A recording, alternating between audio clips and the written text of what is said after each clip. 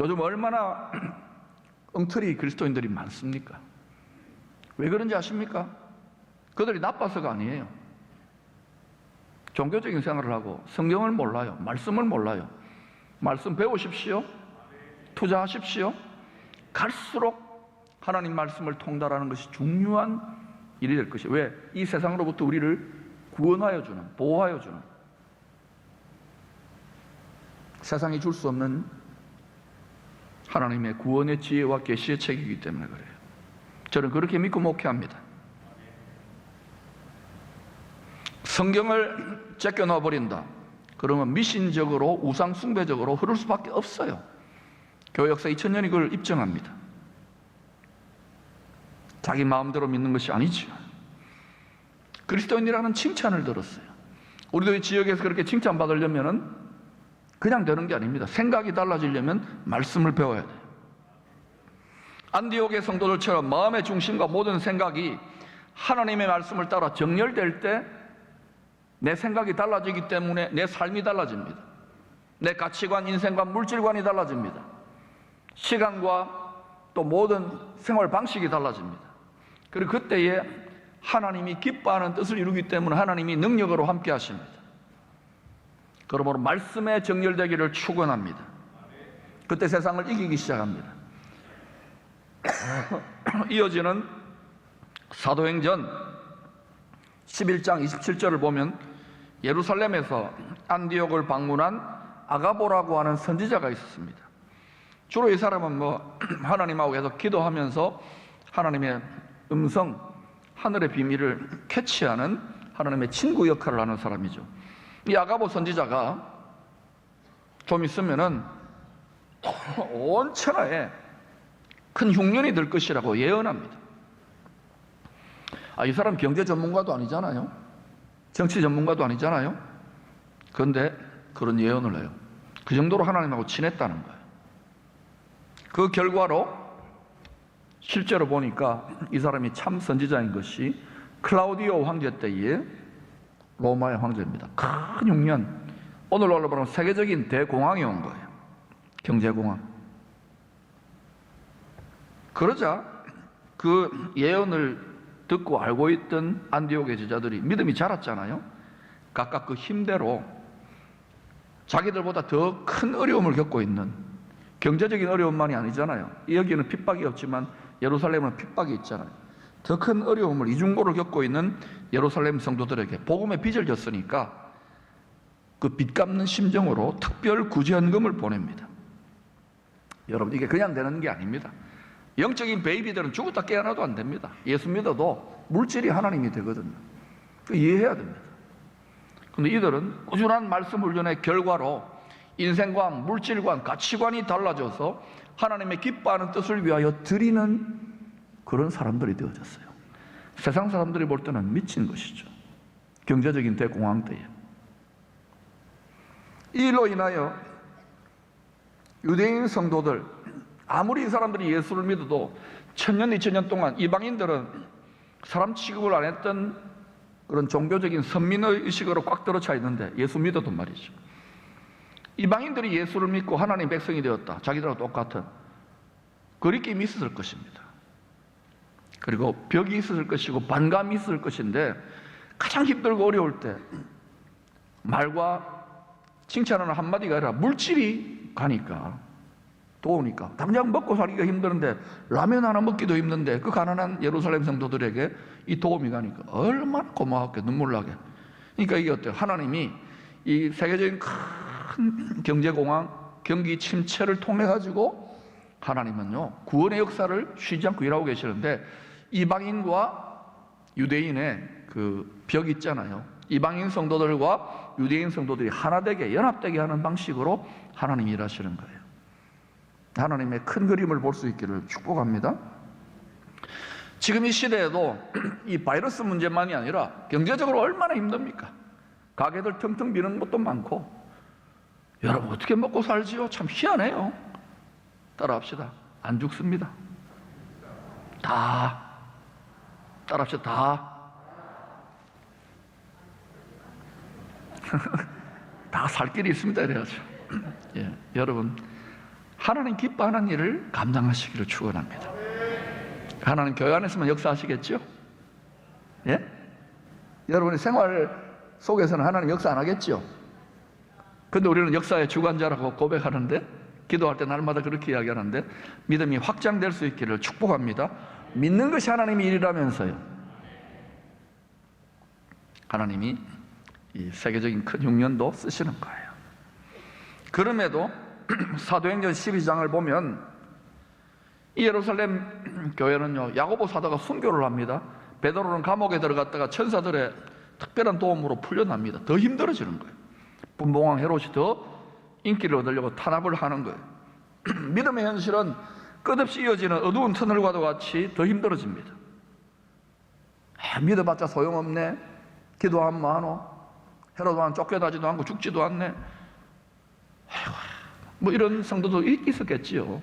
하나님의 뜻을 모르면 눈앞에 당면에 있는 현실만 가지고 종교적인 그런 상식적인 하나님 가지고 뭐 빌면은 비나이다 복 주세요, 이렇게만 이 시대를 자기들의 현실을 해석한다면 더 힘들어지는 거예요.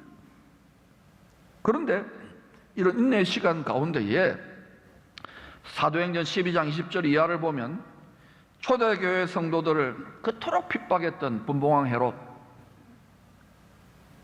회초리를 때린 거예요. 왜? 이 사람들은 열방으로 복음이 전파되도록 하는 종자교인들이었기 때문에, 특별한 사람들이었기 때문에 하나님이 시련을 감당할 수, 복음 전하면 시련과 어려움이 있습니다. 그거를 감당할 수 있도록 믿음의 뿌리를 더 깊이 내리는 거예요. 이 시련을 통해서. 뿐만 아니라 이 핍박을 통해서 복음이 더 급속히 퍼져나갈 수 있도록 흩어져 버린 거예요.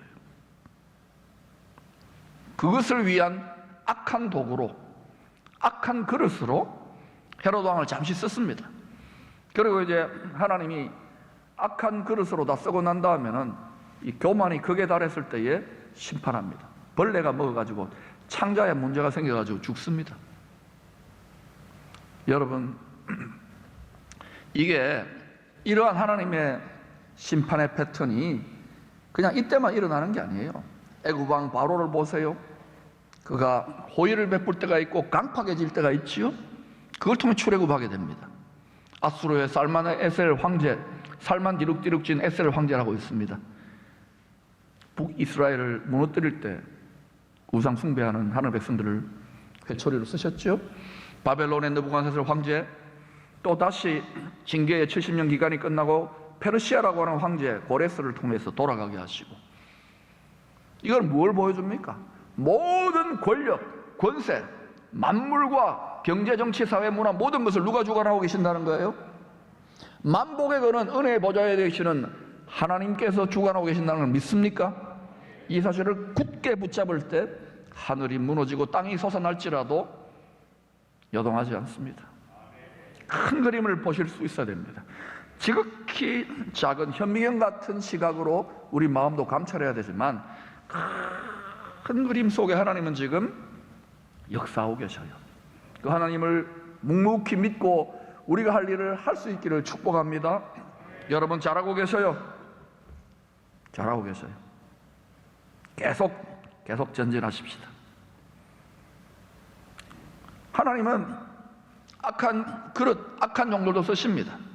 교회가 제 역할을 못하면요, 교회를 회초리를 때립니다. 그래도 안 되면 몽둥이를 때립니다. 그래도 안 되면 짓밟아 버립니다. 악한 원수들을 일으켜서. 러시아의 볼셰비키 혁명이라든지 프로테스탄트 종교개혁의 본산이었던 이전의 루터의 독일 교회라든지, 한국 교회도 지금 여러분 이전과는 분위기가 다르지요? 회초리로 끝날 수 있기를 축원합니다. 속히 깨어나시기를 축복합니다. 이 민족은 반드시 하나님께서 열방에 복음을 전하는 통로로 연단하시는 줄로 믿습니다. 그 뜻을 깨닫고 속히 일어나십시오. 그냥 어떻게 되겠지? 그렇지 않습니다. 하나님 한번 하시기로 약정하면 반드시 행하십니다. 그리고 이것을 하나님의 말씀으로 받을 수 있기를 축원합니다.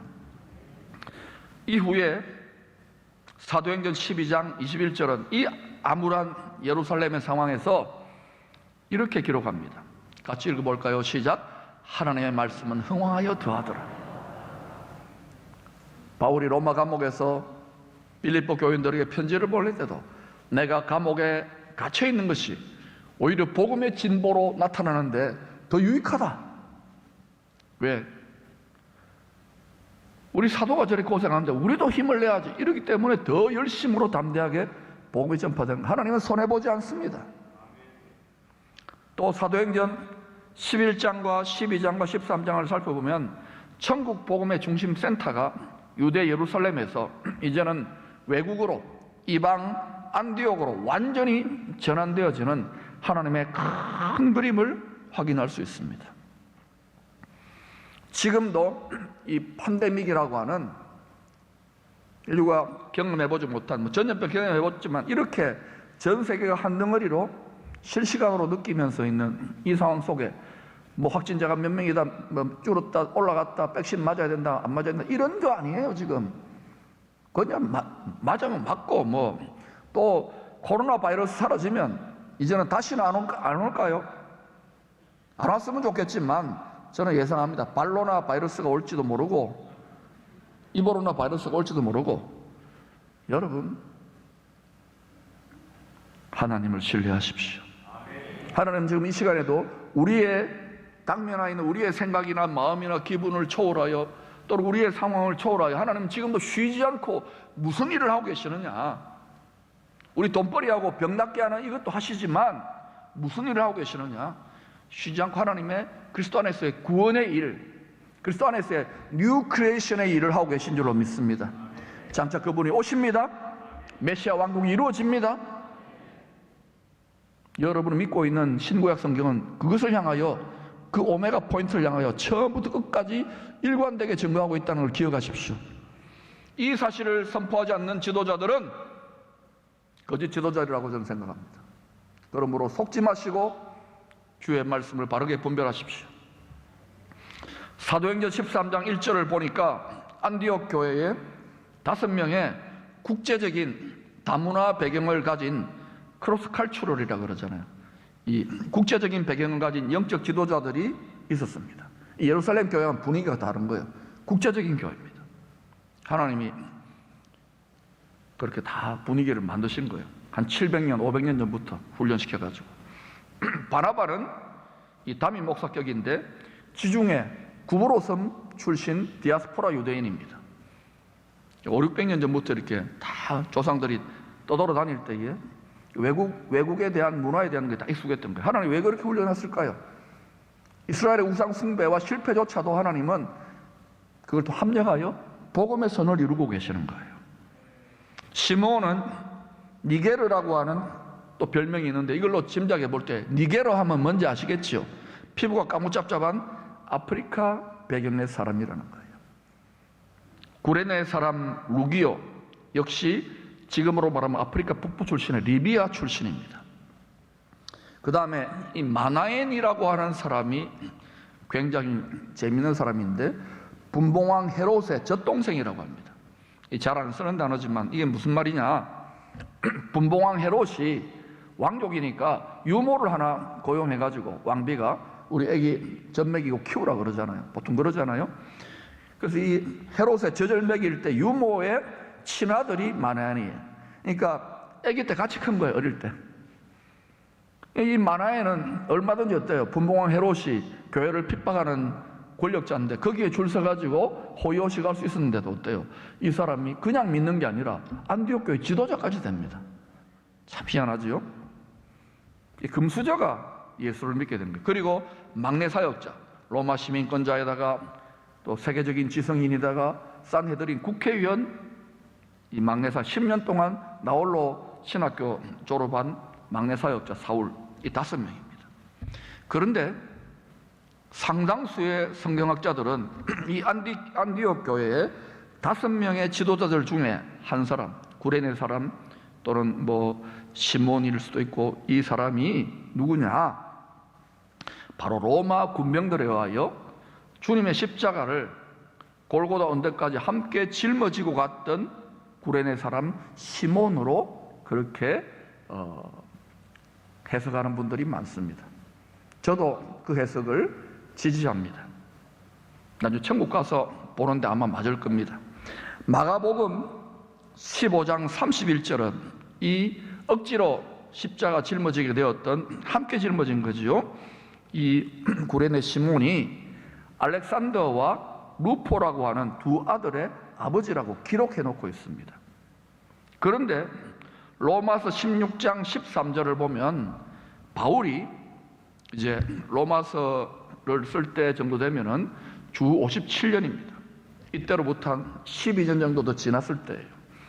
한참 선교할 때인데 바울이 루포의 어머니 구레네 시몬의 아내를 향하여 자신의 어머니와도 같은 분으로 감사 인사를 합니다. 한번 읽어볼까요? 시작. 주 안에서 택하심을 입은 루포와 그의 어머니에게 문안하라. 그의 어머니는 곧 내 어머니니라. 그러면 구레네 시몬은 알렉산더와 루포의 아버지잖아요. 그러면 루포의 어머니는 구레네 시몬하고는 어떤 관계가 됩니까? 여러분 머리 나쁘네요. 부부 관계가 되잖아요. 무슨 말 알겠죠? 좀 복잡하지만은. 그러니까 이 사실을 통해서 바울이 감사하라고 합니다. 루포만이 아니라 그 어머니는 내 어머니다. 바울은 사실상 선교 사역을 나서기 때문에 가족에게 완전히 쫓겨난 사람입니다. 가족에게는 왼수 같은 사람이에요. 출세하고 집안을 이렇게 세울 줄 알았는데 하나님이 섭리를 그렇게 하신 거예요. 본토 친척 아비집을 떠나게 됐죠. 천국을 향하여 순례자가 된 거예요. 바울이 처음에 얼마나 힘들었겠어요. 외로웠겠어요. 근데 이때에 그 따뜻한 어머니의 품 같은 역할을 해줬던, 나이가 많았겠죠. 그 알렉산더, 누구예요? 구레네 시몬의 부인이 이 바울의 영적인 후견인, 기도도 하고 밥도 사주고 옷도 이렇게 한 번씩 사주고 이랬던 것 같아요. 바울이 선교하면서 하나님 이렇게 돕는 사람들이 있는 거예요. 자, 그러니까 우리가 추측해 보기를 구레네 시몬도 당연히 이 십자가의 자리에 입회했으니까 그걸 봤고 가족들도 거기 같이 보았을지도 모르죠. 예수님 피 흘리는 자리. 그리고 그의 아내, 바울이 어머니라고 할 정도로 존경하는 아내, 그리고 그 두 아들 알렉산더, 루포. 알렉산더는 이름 딱 한 번만 나오지만 알렉산더는 뭐 알렉산더 제왕의 이름을 땄는지 모르고 뭐 돈벌이 하면서 섬겼는지 모르지만 이 가족 전체가 부모만이 아니라 두 아들까지도 안디옥 교회를 중심으로 이 바울의 복음 사역, 이게 얼마나 힘든 사역입니까? 고난당하는 이 사역에 적극적으로 처음부터 끝까지 도왔다는 것을 추측할 수가 있는 거예요. 안디옥 교회가 그냥 태어난 게 아닙니다. 하나님이 다 물 밑에서 우리는 모르지만 다 은밀하게 일하는 것들을 성경을 꼼꼼히 살펴보면 이런 게 보이기 시작하는 거예요. 사실은 이와 같은 밑거름이 되고 숨어있는 헌신된 성숙한 지도자들, 성숙한 가정들, 가족들, 이런 분들이 바로 초대교회, 특별히 안디옥 교회의 보배입니다. 보배, 보물이에요. 재산이 많고 시설이 좋은 것도 필요하겠지만 교회의 재산은 뭐냐? 하나님을 위하여 정말 해산의 수고를 돕는, 말씀으로 하나님의 자녀들을 돕는 이 수고스러운 일, 눈물을 흘리며 씨를 뿌리는 이 일에 충성되게 일하는 그러한 가정, 가족들 전체가 그렇게 쓰임받았어요. 그러한 지도자들, 이 사람들이 보배들인 줄로 믿습니다. 이게 그냥 되는 게 아닙니다. 주와 함께 십자가를 졌던 구레네 시몬과 같은 그런 사람들이에요. 자기 십자가를 지는 사람들이었어요. 근데 요즘 제가 보니까 교회 젊은 세대들도 점점 그런 분들이 많아져요. 얼마나 감사한지 모르겠어요. 우리가 자라나는 거예요. 이 힘든 상황 속에서. 아멘? 믿음이 약해서 떠내려가고 아이고 나는 모르겠다는 분도 있지만 아니에요. 이게 목사의 비즈니스가 아닙니다. 여러분의 일입니다. 할렐루야. 왜? 하나님의 일이기 때문에 믿는 것이 일입니다. 하나님의 일을 믿으십시오. 여러분의 생활 전반의 영역에 하나님의 나라가 이루어져야 할 것입니다. 다양한 배경의 안디옥의 영적 지도자들, 또 성숙한 성도들은 인간적인 생각이나 세상 비즈니스 하듯이, 세상 정치하듯이 교회를 섬기지 않았습니다. 성령으로 충만하였습니다. 늘 기도 생활을 했겠지요. 또 말씀대로 말씀의 가르침을 받았습니다. 그리고 섬기는 본을 스스로 보여줬기 때문에 성령께서 주목을 하고 계셨던 거예요. 굉장히 공을 많이 들인 교회입니다. 당시 흩어져 있던 많은 가정교회들이 있었는데 그 중에 안디옥 교회는 특별히 하나님이 찍어 놓은 거예요. 그래서 성령께서 이 지도자들이 기도할 때에 명령을 하십니다. 2절입니다. 같이 읽어볼까요? 시작. 주를 섬겨 금식할 때에 성령이 이르시되 내가 불러 시키는 일을 위하여 바라바와 사울을 따로 세우라 하시니. 여러분, 오늘 회의를 많이 합니다. 무슨 회의, 무슨 회의, 무슨 회의. 그 회의의 주제가 뭡니까? 성령과 말씀입니까? 주를 섬겨 금식하며 주님의 뜻이 뭔가? 교회 주인은 누구십니까? 성도들이라고요? 교회 주인은 누굽니까? 목사입니까? 예수의 영, 예수의 말씀입니다. 예수의 영과 예수의 말씀에 사로잡힌 성도들과 지도자들이 교회 주인 역할을 할 수 있는 거예요. 우리는 모두 해산의 수고를 돕는, 하나님의 해산의 수고를 돕는 산파로 부름받았습니다. 출애굽기 1장 12절을 보면 이 세상의 불의한 임금 사탄의 그림자요 예표인 애굽의 바로왕, 애굽이나 또는 바벨론이나 아시리아나 전부 다 그 그림자를 보여주는 거예요. 세상 임금 사탄을. 하나님의 백성들의 씨를 말리려고 애굽왕 바로가 더 학대를 하는데도 정반대의 일이 일어나는 것을 간증합니다. 같이 읽어볼까요? 시작. 그러나 학대를 받을수록 더욱 번성하여 퍼져나가니 애굽 사람이 이스라엘 자손으로 말미암아 근심하여. 요즘 보면 뭐 계속 카톡이 뭐 계속 날라옵니다. 저도 처음에는 막 이게 너무 이 세상이 이상하게 돌아가니까 그러는데요, 성경을 다 들여다보고 정말 위기의식을 느끼고 보면서 아, 그렇구나.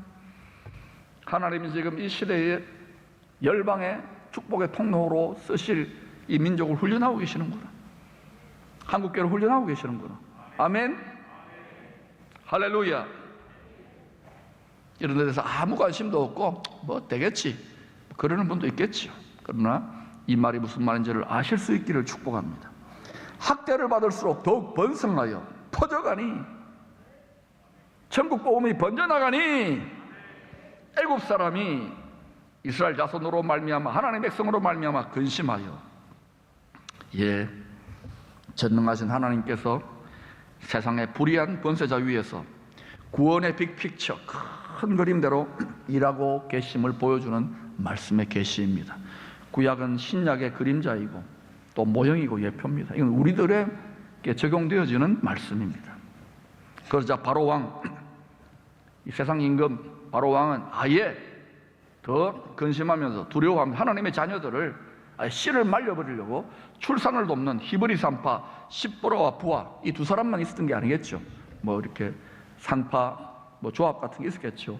거기에 대장격인 두 사람을 모아가지고 남자 아기들이면은 아예 죽여버리라고 더 엄한 명령을 내립니다. 사망의 신이기 때문에 그래요. 이 십보라와 부하는요, 신약 시대로 말하면 바로 누굽니까? 하나님의 자녀들을 낳아서 복음 전파의 사명을 맡고 하나님의 자녀들을 낳아서 양육하고 기르는 바로 교회, 바로 여러분, 우리 자신들을 말한다고 할 수 있는 것입니다. 히브리 산파 십보라와 부하는 힘들고 어려운 상황, 이 절대 권력을 가진 세상 임금의 명령 앞에 어떻게 사람을 죽입니까? 어떻게 하나님의 백성들의 신앙을 끊습니까? 영혼을 죽입니까? 믿음을 죽입니까? 이 힘들고 어려운 상황 속에서도 히브리 산파 십보라 부하는 부담스럽고 힘들지만 안디옥 교회처럼 담대히 순종했습니다. 하나님의 자녀들을 낳아 말씀으로 낳는 것이죠. 기르는 해산의 진통과 수고를 기꺼이 감당했습니다. 그래서 히브리 산파 십보라 부하는 죽었습니까? 물론 순교할 수도 있겠죠. 그러나 하나님께서 어떤 은혜를 베푸셨는가? 출애굽기 1장 20절 21절을 같이 한번 읽어보십시오. 시작. 하나님이 그 산파들에게 은혜를 베푸시니 그 백성은 번성하고 매우 강해지니라. 그 산파들은 하나님을 경외하였으므로 하나님이 그들의 집안을 흥왕하게 하신지라. 여러분 다시 한번 이 20절과 21절을 읽을 것인데요, 그 산파라는 이름 속에다가 여러분의 이름을 집어넣으시기를 축원합니다. 아멘. 우리가 교회입니다. 저는 기쁨의 교회 또는 이 민족을, 이 나라를 이렇게 넣어 놓을 테니까 그렇게 믿고 한번 읽어보십시오. 20절부터 시작. 하나님이 기쁨의 교회에 은혜를 베푸시니 그 백성은 번성하고 매우 강해지니라. 그 기쁨의 교회는 하나님을 경외하였으므로 하나님이 그들의 집안을 흥왕하게 하신지라. 이유는 무엇입니까? 예수님은 부활이요 생명의 하나님이십니다. 생명을 보존하시고 생명을 구원하기를 원하는 생명의 주관자입니다. 생명의 일을 한 거예요. 생명이 태어나려면 하나님이 땅에 떨어져 죽는 것 같은 대가지불이 있고 해산의 진통과 소고가 있는 것입니다. 여러분 애기 낳아서 자식 낳아서 길러봤잖아요. 그건 육적인 자식이에요. 하나님의 자녀들을 낳을 수 있기를 축원합니다. 썩지 않는 영원한 복음의 말씀으로 낳을 수 있기를 축원합니다. 지금이 오히려 기회인 거예요. 이 눈이 열리기를 축원합니다. 이 사명이 여러분의 뼛속에 관절에 들어갈 수 있기를 축원합니다. 쉬 낙심하고 넘어지기 쉬운 이런 시대에 여러분은 안디옥 교회처럼 히브리 산파 십보로와 보아처럼 영원히 썩지 아니하는 하나님의 말씀을 통하여 천국 복음의 말씀을 통하여 하나님의 빅픽처 가장 높은 보좌에서 만물을 주관하시는 하나님의 큰 그림을 깨달아 하나님의 자녀들을 많이 낳을 수 있기를 축원합니다. 낳고 또 떼요 젖을 먹여야죠. 어린아이들에게는. 그리고 좀 자라나면은 밥도 주고 나중에는 양고기 스테이크도 주고 할렐루야 주님의 십자가의 피 포도도 주고 마시고 장성한 믿음의 사람이 되어 이 시대를 넉넉히 축복할 수 있는 그러한 킹덤 제너레이션들이 벌떼처럼 일어나는 여러분 가정이 될 수 있기를 축원합니다.